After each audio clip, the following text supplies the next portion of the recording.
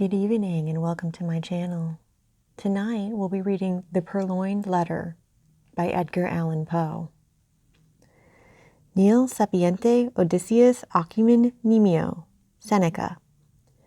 At Paris, just after dark one gusty evening in the autumn of 18, I was enjoying the twofold luxury of meditation and immersion in company with my friend C. Auguste Dupin in his little back library or book closet au Troisième, number 33, Rue Dunant, Faubourg Saint-Germain. For 1 hour at least we had maintained a profound silence, while each, to any casual observer, might have seemed intently and exclusively occupied with the curling eddies of smoke that oppressed the atmosphere of the chamber. For myself, however, I was mentally discussing certain topics which had formed matter for conversation between us at an earlier period of the evening. I mean the affair of the Rue Morgue, and the mystery attending the murder of Marie Roget. I looked upon it, therefore, as something of a coincidence, when the door of our apartment was thrown open and admitted our old acquaintance, Monsieur G., the prefect of the Parisian police. We gave him a hearty welcome, for there was nearly half as much of the entertaining as of the contemptible about the man, and we had not seen him for several years. We had been sitting in the dark, and Dupin now arose for the purpose of lighting a lamp, but sat down again without doing so, upon G. saying that he had called to consult us, or rather to ask the opinion of my friend, about some official business which had occasioned a great deal of trouble. If it is at any point requiring reflection, observed Dupin, as he forbore to enkindle the wick, we shall examine it better purpose in the dark. That is another of your odd notions, said the prefect, who had a fashion of calling everything odd that was beyond his comprehension, and thus lived amid an absolute legion of oddities. Very true, said Dupin, as he supplied his visitor with a pipe and rolled towards him a comfortable chair. And what is the difficulty now? I asked. Nothing more in the assassination way, I hope? Oh, no, nothing of that nature. The fact is, the business is very simple indeed, and I make no doubt that we can manage it sufficiently well ourselves. But then I thought Dupin would like to hear the details of it, because it is so excessively odd. Simple and odd, said Dupin. Why, yes, and not exactly that either. The fact is, we have all been a good deal puzzled, because the affair is so simple, and yet baffles us altogether. Perhaps it is the very simplicity of the thing which puts you at fault, said my friend.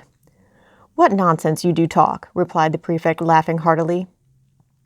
Perhaps the mystery is a little too plain, said Dupin. Oh, good heavens, who ever heard of such an idea? A little too self-evident. Ha, ha, ha, ha, roared our visitor, profoundly amused. Oh, Dupin, you will be the death of me yet. And what, after all, is the matter on hand? I asked. Why, I will tell you, replied the prefect, as he gave a long, steady, and contemplative puff and settled himself in his chair. I will tell you in a few words, but before I begin, let me caution you that this is an affair demanding the greatest secrecy, and that I should most probably lose the position I now hold were it known that I confided it to anyone. Proceed, said I. Or not, said Dupin. Well then, I have received personal information from a very high quarter that a certain document of the last importance has been purloined from the royal apartments. The individual who purloined it is known. This, beyond a doubt, he was seen to take it. It is known also that it still remains in his possession. How is this known? Asked Dupin. It is clearly inferred, replied the prefect, from the nature of the document and from the non-appearance of certain results which would at once arise from its passing out of the robber's possession. That is to say, from his employing it as he must design in the end to employ it. Be a little more explicit, I said. Well, I may venture so far as to say that the paper gives its holder a certain power in a certain quarter where such power is immensely valuable. The prefect was fond of the cant of diplomacy. Still, I do not quite understand, said Dupin. No? Well, the disclosure of the document to a third person, who shall be nameless, would bring in question the honor of a personage of most exalted station, and this fact gives the holder of the document an ascendancy over the illustrious personage whose honor and peace are so jeopardized. But this ascendancy, I interposed, would depend upon the robber's knowledge of the loser's knowledge of the robber. Who would dare? The thief, said G., is the Minister D., who dares all things, those unbecoming as well as those becoming a man. The method of the theft was not less ingenious than bold. The document in question, a letter to be frank, had been received by the personage robbed while alone in the royal boudoir. During its perusal, she was suddenly interrupted by the entrance of the other exalted personage, from whom especially it was her wish to conceal it. After a hurried and vain endeavor to thrust it in a drawer, she was forced to place it, open as it was, upon a table. The address, however, was uppermost, and the contents thus unexposed, the letter escaped notice. At this juncture enters Minister D. His lynx eye immediately perceives the paper, recognizes the handwriting of the address, observes the confusion of the personage addressed, and fathoms her secret. After some business transactions hurried through in his ordinary manner, he produces a letter somewhat similar to the one in question, opens it, pretends to read it, and then places it in close juxtaposition to the other. Again he converses, for some 15 minutes, upon the public affairs. At length, in taking leave, he takes also from the table the letter to which he had no claim. Its rightful owner saw, but of course dared not call attention to the act in the presence of the third personage who stood at her elbow. The minister decamped, leaving his own letter, one of no importance, upon the table.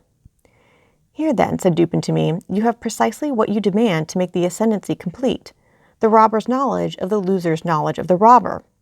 "Yes," replied the prefect, "and the power thus attained has for some months past been wielded for political purposes to a very dangerous extent.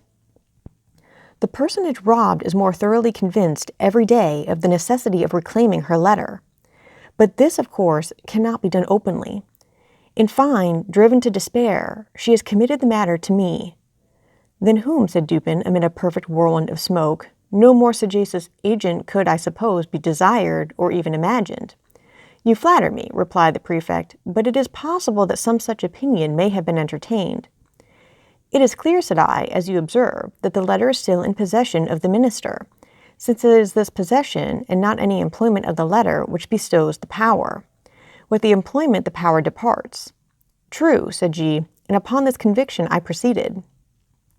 My first care was to make thorough search of the minister's hotel, and here my chief embarrassment lay in the necessity of searching without his knowledge. Beyond all things, I have been warned of the danger which would result from giving him reason to suspect our design. "But," said I, "you are quite au fait in these investigations. The Parisian police have done this thing often before." "Oh, yes, and for this reason I did not despair. The habits of the minister gave me, too, a great advantage. He is frequently absent from home all night. His servants are by no means numerous. They sleep at a distance from their master's apartment, and, being chiefly Neapolitans, are readily made drunk. I have keys, as you know, with which I can open any chamber or cabinet in Paris. For 3 months a night has not passed, during the greater part of which I have not been engaged personally in ransacking the D Hotel. My honor is interested, and, to mention a great secret, the reward is enormous. So I did not abandon the search until I had become fully satisfied that the thief is a more astute man than myself. I fancy that I have investigated every nook and corner of the premises in which it is possible that the paper can be concealed." "But is it not possible," I suggested, "that although the letter may be in possession of the minister, as it unquestionably is, he may have concealed it elsewhere than upon his own premises?" "This is barely possible," said Dupin. "The present peculiar condition of affairs at court, and especially of those intrigues in which D is known to be involved, would render the instant availability of the document, its susceptibility of being produced at a moment's notice, a point of nearly equal importance with its possession." "Its susceptibility of being produced," said I. "That is to say, of being destroyed," said Dupin. "True," I observed. "The paper is clearly then upon the premises. As for its being upon the person of the minister, we may consider that as out of the question." "Entirely," said the prefect. "He has been twice waylaid, as if by footpads, and his person rigorously searched under my own inspection." "You might have spared yourself this trouble," said Dupin. "D, I presume, is not altogether a fool, and if not, must have anticipated these waylayings, as a matter of course." "Not altogether a fool," said G., "but then he's a poet, which I take to be only one remove from a fool." True, said Dupin, after a long and thoughtful whiff from his Persian, although I have been guilty of certain doggerel myself. Suppose you detail, said I, the particulars of your search. Why, the fact is, we took our time, and we searched everywhere. I have had long experience in these affairs. I took the entire building, room by room, devoting the nights of a whole week to each. We examined first the furniture of each apartment. We opened every possible drawer, and I presume you know that, to a properly trained police agent, such a thing as a secret drawer is impossible. Any man is a dolt who permits a secret drawer to escape him in a search of this kind. The thing is so plain. There's a certain amount of bulk, of space to be accounted for in every cabinet. Then we have accurate rules. The 50th part of a line could not escape us. After the cabinets, we took the chairs. The cushions we probed with the fine long needles you have seen me employ. From the tables, we removed the tops. Why so? Sometimes the top of a table or other similarly arranged piece of furniture is removed by the person wishing to conceal an article. Then the leg is excavated, the article deposited within the cavity, and the top replaced. The bottoms and tops of bedposts are employed in the same way. But could not the cavity be detected by sounding, I asked? By no means, if when the article is deposited, a sufficient wadding of cotton be placed around it. Besides, in our case, we were obliged to proceed without noise. But you could not have taken to pieces all articles of furniture in which it would have been possible to make a deposit in the manner you mention. A letter may be compressed into a thin spiral roll, not differing much in shape or bulk from a large knitting needle, and in this form it might be inserted into the rung of a chair, for example. You did not take to pieces all the chairs? Certainly not, but we did better.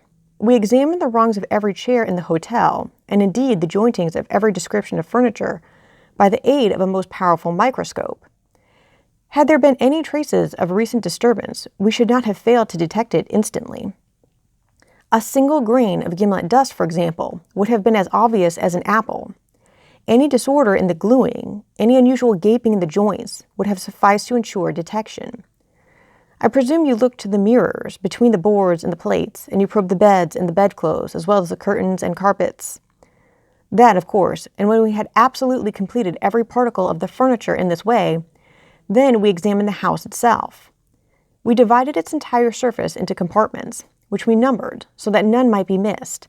Then we scrutinized each individual square inch throughout the premises, including the two houses immediately adjoining, with the microscope as before. The two houses adjoining, I exclaimed. You must have had a great deal of trouble. We had, but the reward offered is prodigious. You include the grounds about the houses? All the grounds are paved with brick. They gave us comparatively little trouble. We examined the moss between the bricks and found it undisturbed. You looked among D's papers, of course, and into the books of the library? Certainly. We opened every package and parcel. We not only opened every book, but we turned over every leaf in each volume, not contenting ourselves with a mere shake according to the fashion of some of our police officers. We also measured the thickness of every book cover, with the most accurate measurement, and applied to each the most jealous scrutiny of the microscope. Had any of the bindings been recently meddled with, it would have been utterly impossible that the fact should have escaped observation. Some 5 or 6 volumes, just from the hands of the binder, were carefully probed longitudinally with the needles. You explored the floors beneath the carpets? Beyond doubt. We removed every carpet and examined the boards with the microscope. And the paper on the walls? Yes. You looked into the cellars? We did. Then I said, you have been making a miscalculation, and the letter is not upon the premises as you suppose. I fear you are right there, said the prefect. And now, Dupin, what would you advise me to do? To make a thorough research of the premises.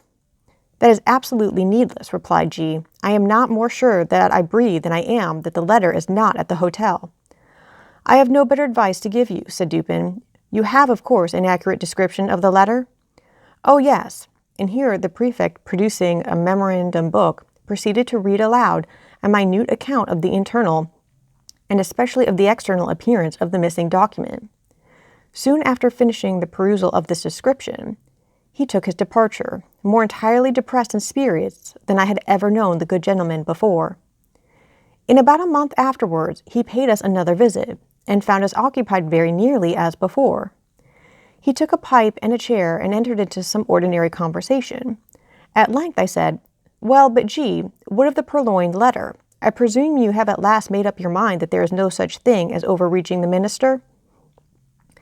"Confound him," say I, "yes. I made the re-examination, however, as Dupin suggested, but it was all labor lost, as I knew it would be." "How much was the reward offered, did you say?" asked Dupin. "Why, a very great deal, a very liberal reward. I don't like to say how much precisely, but one thing I will say, that I wouldn't mind giving my individual check for 50,000 francs to anyone who could obtain me that letter. The fact is, it is becoming of more and more importance every day, and the reward has been lately doubled. If it were trebled, however, I could do no more than I have done." "Why, yes," said Dupin drawlingly, between the whiffs of his meerschaum. "I really think, G, you have not exerted yourself to the utmost in this matter. You might do a little more, I think, eh?" "How? In what way?" "Why, puff, puff, you might, puff, puff, employ counsel in the matter, eh?" Puff, puff, puff. "Do you remember the story they tell of Abernathy?" "No, hang Abernathy. To be sure, hang him and welcome. But once upon a time, a certain rich miser conceived the design of sponging upon this Abernathy for a medical opinion. Getting up for this purpose in ordinary conversation in a private company, he insinuated his case to the physician as that of an imaginary individual. 'We will suppose,' said the miser, 'that his symptoms are such and such. Now, doctor, what would you have directed him to take?' 'Take,' said Abernathy, 'why, take advice, to be sure.' 'But,' said the prefect, a little discomposed, 'I am perfectly willing to take advice, and to pay for it. I would really give 50,000 francs to anyone who would aid me in the matter.' 'In that case,' replied Dupin, opening a drawer and producing a checkbook, 'you may as well fill me up a check for the amount mentioned. When you have signed it, I will hand you the letter.' I was astounded. The prefect appeared absolutely thunderstricken. For some minutes he remained speechless and motionless, looking incredulously at my friend with open mouth and eyes that seemed starting from their sockets. Then, apparently recovering himself in some measure, he seized a pen, and after several pauses and vacant stares, finally filled up and signed a check for 50,000 francs and handed it across the table to Dupin. The latter examined it carefully and deposited it in his pocketbook. Then, unlocking an escritoire, took thence a letter and gave it to the prefect. This functionary grasped it in a perfect agony of joy, opened it with a trembling hand, cast a rapid glance at its contents, and then, scrambling and struggling to the door, brushed at length unceremoniously from the room and from the house, without having uttered a syllable since Dupin had requested him to fill up the check. When he had gone, my friend entered into some explanations. "The Parisian police," he said, "are exceedingly able in their way.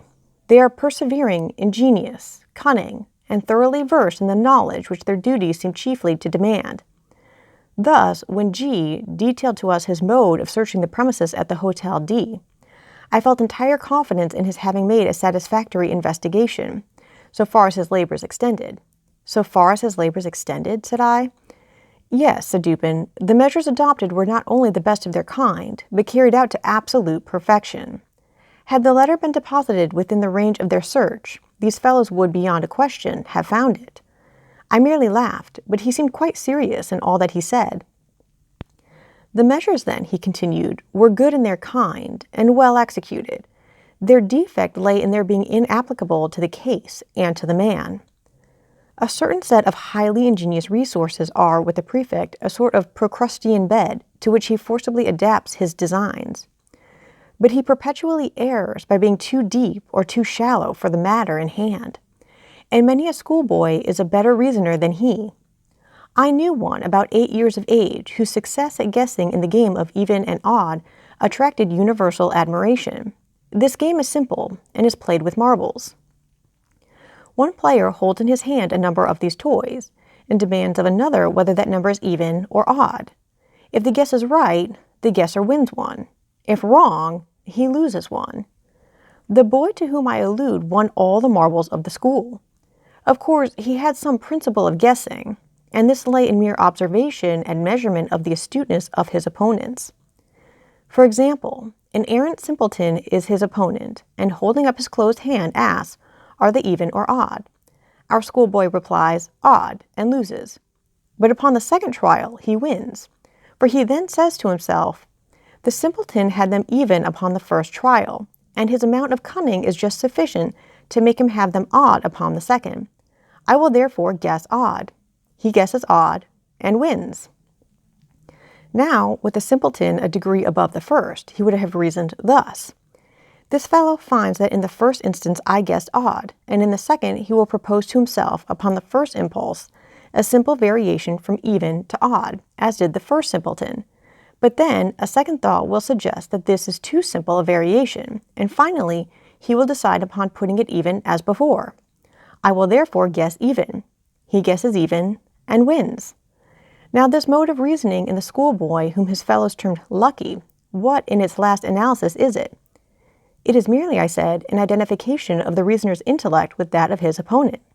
It is, said Dupin, and upon inquiring of the boy by what means he effected the thorough identification in which his success consisted, I received answer as follows. When I wish to find out how wise or how stupid or how good or how wicked is anyone, or what are his thoughts at the moment, I fashion the expression of my face as accurately as possible in accordance with the expression of his, and then wait to see what thoughts or sentiments arise in my mind or heart, as if to match or correspond with the expression. This response of the schoolboy lies at the bottom of all the spurious profundity which has been attributed to Rochefoucauld, to La Bougive, to Machiavelli, and to Campanelli. And the identification, I said, of the reasoner's intellect with that of his opponents depends, if I understand you aright, upon the accuracy with which the opponent's intellect is measured. For its practical value it depends upon this, replied Dupin. And the prefect and his cohort fail so frequently, first by default of this identification, and secondly, by ill measurement, or rather through non-measurement of the intellect with which they are engaged. They consider only their own ideas of ingenuity, and in searching for anything hidden, advert only to the modes in which they would have hidden it. They are right in this much, that their own ingenuity is a faithful representative of that of the mass. But when the cunning of the individual felon is diverse in character from their own, the felon foils them, of course. This always happens when it is above their own, and very usually when it is below. They have no variation of principle in their investigations. At best, when urged by some unusual emergency, by some extraordinary reward, they extend or exaggerate their old modes of practice without touching their principles. What, for example, in this case of D, has been done to vary the principle of action? What is all this boring and probing and sounding and scrutinizing with the microscope and dividing the surface of the building into registered square inches? What is it all but an exaggeration of the application of the one principle or set of principles of search, which are based upon the one set of notions regarding human ingenuity to which the prefect, in the long routine of his duty, has been accustomed? Do you not see he has taken it for granted that all men proceed to conceal a letter, not exactly in a gimlet hole bored in a chair leg, but at least in some out-of-the-way hole or corner suggested by the same tenor of thought which would urge a man to secrete a letter in a gimlet hole bored in a chair leg? And do you not see also that such recherches nooks for concealment are adapted only for ordinary occasions, and would be adopted only by ordinary intellects? For in all cases of concealment, a disposal of the article concealed, a disposal of it in this recherche manner, is in the very first instance presumable and presumed, and thus its discovery depends not at all upon the acumen, but altogether upon the mere care, patience, and determination of the seekers. And where the cases of importance, or what amounts to the same thing in the political eyes, when the reward is of magnitude, the qualities in question have never been known to fail. You will now understand what I meant in suggesting that had the purloined letter been hidden anywhere within the limits of the prefect's examination, in other words, had the principle of its concealment been comprehended within the principles of the prefect, its discovery would have been a matter of altogether beyond question. This functionary, however, has been thoroughly mystified, and the remote source of his defeat lies in the supposition that the minister is a fool, because he has acquired renown as a poet. All fools are poets.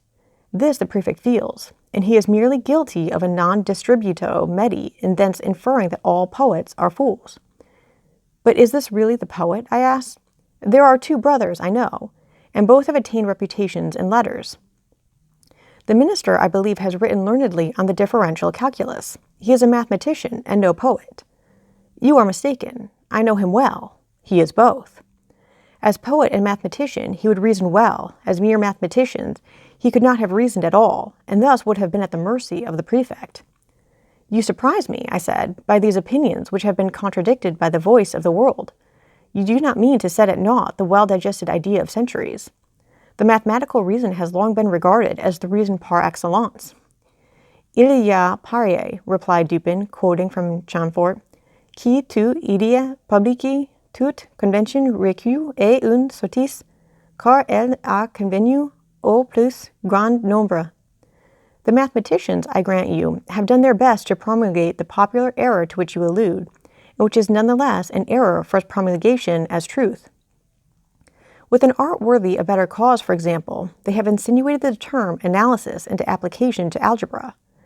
The French are the originators of this particular deception, but if a term is of any importance, if words derive any value from applicability, then analysis conveys algebra about as much as in Latin ambitus implies ambition, religio, religion, or omnes honestae, a set of honorable men. You have a quarrel on hand, I see, said I, with some of the algebraists of Paris, but proceed. I dispute the availability, and thus the value of that reason which is cultivated in any especial form other than the abstractly logical. I dispute in particular the reason educed by mathematical study. The mathematics are the science of form and quantity. Mathematical reasoning is merely logic applied to observation upon form and quantity. The great error lies in supposing that even the truth of what is called pure algebra are abstract or general truths. And this error is so egregious that I am confounded at the universality with which it has been received. Mathematical axioms are not axioms of general truth. What is true of relations, of form and quantity, is often grossly false in regard to morals, for example. In this latter science, it is very usually untrue that the aggregated parts are equal to the whole. In chemistry also, the axiom fails. In the consideration of motive, it fails. For two motives, each of a given value, have not necessarily a value when united equal to the sum of their values apart. There are numerous other mathematical truths which are only truths within the limits of relations. But the mathematician argues from his finite truths through habit as if they were of an absolutely general applicability, as the world indeed imagines them to be. Bryant, in his very learned mythology, mentions an analogous source of error, when he says that although the pagan fables are not believed, yet we forget ourselves continually and make inferences from them as existing realities. With the algebraists, however, who are pagans themselves, the pagan fables are believed and the inferences are made not so much through lapse of memory as through an unaccountable aidling of the brains. In short, I never yet encountered the mere mathematician who could be trusted out of equal roots, or one who did not clandestinely hold it as a point of his faith that x squared plus px was absolutely and unconditionally equal to q. Say to one of these gentlemen, by way of experiment if you please, that you believe occasions may occur where x squared plus px is not altogether equal to q, and, having made him understand what you mean, get out of his reach as speedily as convenient, for beyond doubt he will endeavor to knock you down. I mean to say, continued Dupin, while I merely laughed at his last observations, that if the minister had been no more than a mathematician, the prefect would have been under no necessity of giving me this check. I know him, however, as both mathematician and poet, and my measures were adapted to his capacity with reference to the circumstances by which he was surrounded. I knew him as a courtier, too, and as a bold intriguant. Such a man, I considered, could not fail to be aware of the ordinary political modes of action. He could not have failed to anticipate, and events have proved that he did not fail to anticipate, the waylayings to which he was subjected. He must have foreseen, I reflected, the secret investigations of his premises. His frequent absences from home at night, which were hailed by the prefect as certain aids to his success, I regarded only as ruses to afford opportunity for thorough search to the police, and thus the sooner to impress them with the conviction to which G, in fact, did finally arrive, the conviction that the letter was not upon the premises. I felt also that the whole train of thought, which I was at some pains in detailing to you just now concerning the invariable principle of political action in searches for articles concealed, I felt that this whole train of thought would necessarily pass through the mind of the minister. It would imperatively lead him to despise all the ordinary nooks of concealment. He could not, I reflected, be so weak as not to see that the most intricate and remote recess of his hotel would be as open as his commonest closets to the eyes, to the probes, to the gimlets, and to the microscopes of the prefect. I saw, in fine, that he would be driven, as a matter of course, to simplicity, if not deliberately induced to it as a matter of choice. You will remember, perhaps, how desperately the prefect laughed when I suggested, upon our first interview, that it was just possible this mystery troubled him so much on account of its being so very self-evident. Yes, said I remember his merriment well. I really thought he would have fallen into convulsions.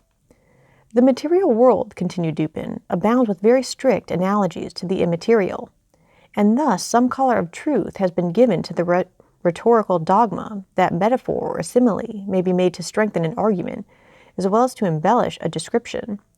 The principle of the vis inertia, for example, seems to be identical in physics and metaphysics.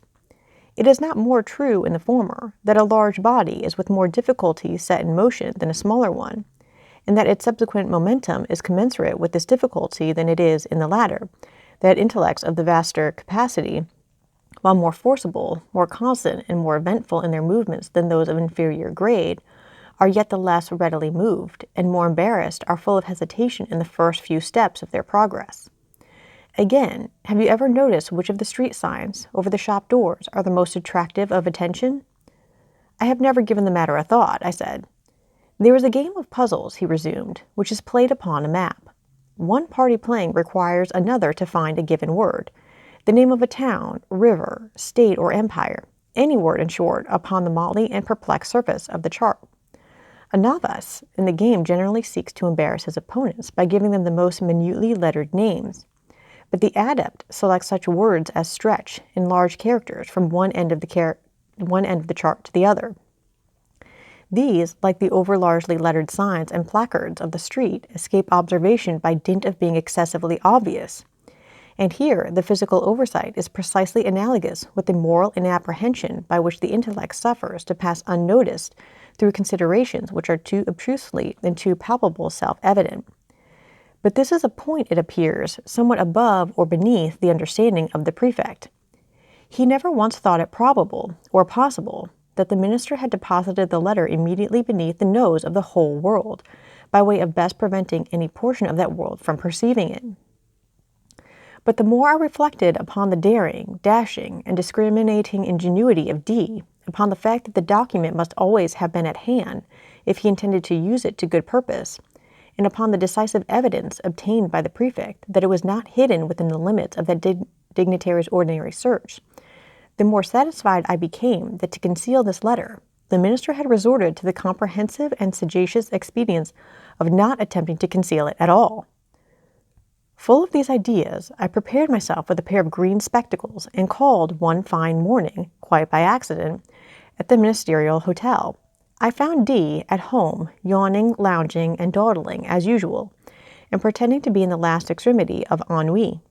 He is perhaps the most really energetic human being now alive, but that is only when nobody sees him.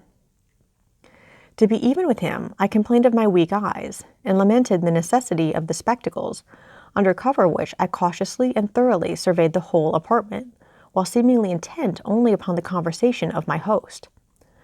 I paid especial attention to a large writing table near which he sat, and upon which lay confusedly some miscellaneous letters and other papers, with one or two musical instruments and a few books. Here, however, after a long and very deliberate scrutiny, I saw nothing to excite particular suspicion.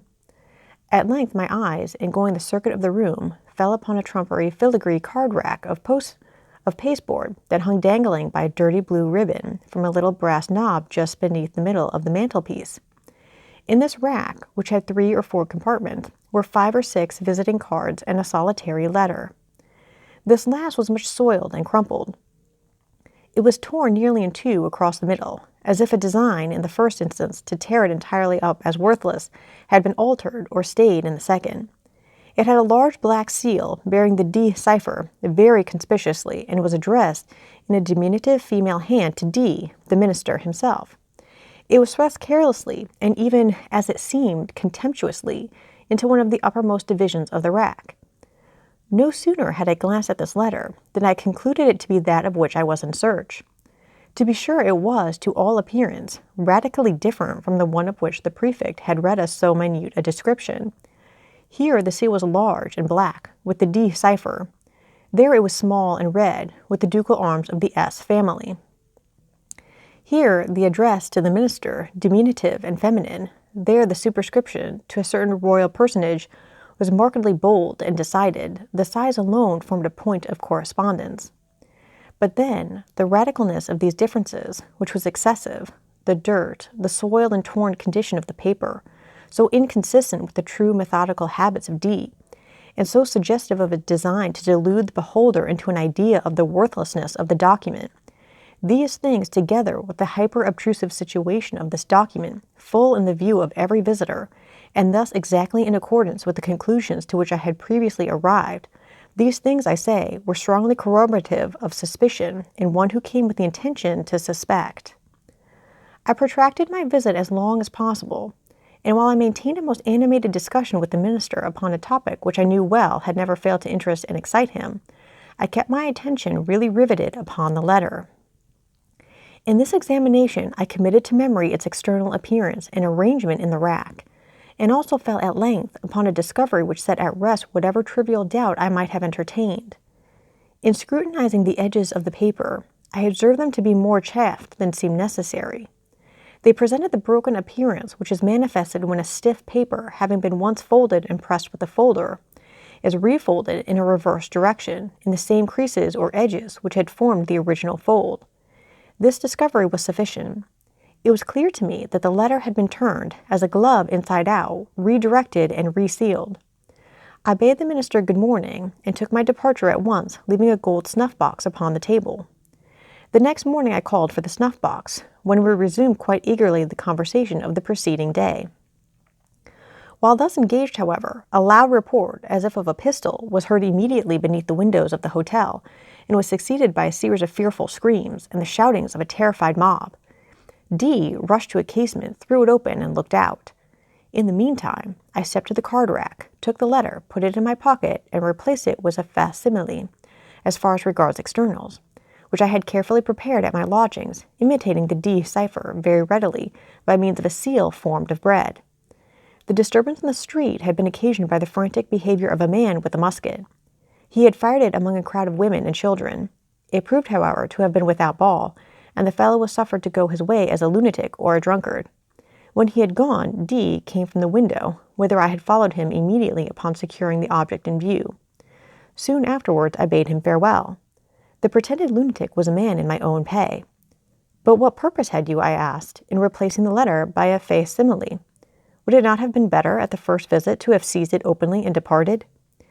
D, replied Dupin, is a desperate man, and a man of nerve. His hotel, too, is not without attendants devoted to his interests. Had I made the wild attempt you suggest, I might never have left the ministerial presence alive. The good people of Paris might have heard of me no more. But I had an object apart from these considerations. You know my political prepossessions. In this matter, I act as a partisan of the lady concerned. For 18 months, the minister has had her in his power. She has now him in hers. Since, being unaware that the letter is not in his possession, he will proceed with his exactions as if it was. Thus will he inevitably commit himself at once to his political destruction. His downfall, too, will not be more precipitate than awkward. It is all very well to talk about the facilis descensus Averni, but in all kinds of climbing, as Cantillani said of singing, it is far more easy to get up than to come down. In the present instance I have no sympathy, at least no pity, for him who descends. He is that monstrum horrendum, an unprincipled man of genius. I confess, however, that I should like very well to know the precise character of his thoughts, when being defied by her whom the prefect terms a certain personage, he is reduced to opening the letter which I left for him in the card rack. How? Did you put anything particular in it? Why, it did not seem altogether right to leave the interior blank. That would have been insulting. D at Vienna once did me an evil turn, which I told him quite good-humoredly that I should remember. So as I knew he would feel some curiosity in regard to the identity of the person who had outwitted him, I thought it a pity not to give him a clue. He is well acquainted with my MS, and I just copied into the middle of the blank sheet the words, Un dessin si funeste, s'il n'est digne d'être et digne de tiest. They are to be found in Crébillon's Atre. Thus ends The Purloined Letter by Edgar Allan Poe.